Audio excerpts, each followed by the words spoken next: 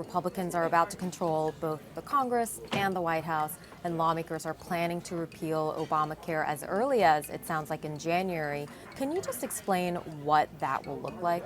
You know, I think the conversation is now moving from the rhetoric to the reality, and the reality of what these changes would mean and what repeal would mean. And repeal would mean a lot for the 150 million Americans who get insurance through their job. If your child is on your policy till 26 and it's repealed, that goes away.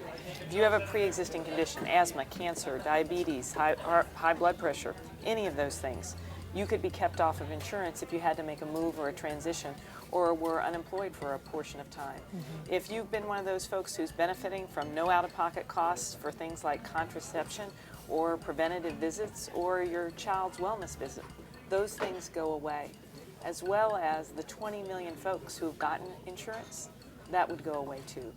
What you're describing, is chaos too strong a word? You know, I think that if there is repeal, there would be chaos.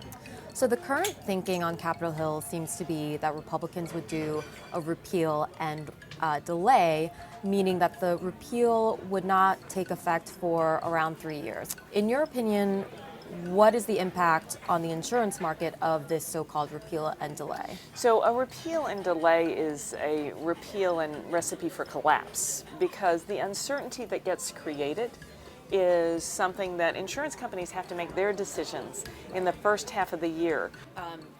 How complicated is that task, and what are the portions that would be the most difficult to actually replace? So it is a difficult task, and our system is one where when you move one piece, it's related to another piece. And an example is if you want to make sure that you preserve pre-existing conditions, which I think most people agree, and we heard the president-elect say he thinks it's something that should be preserved as well.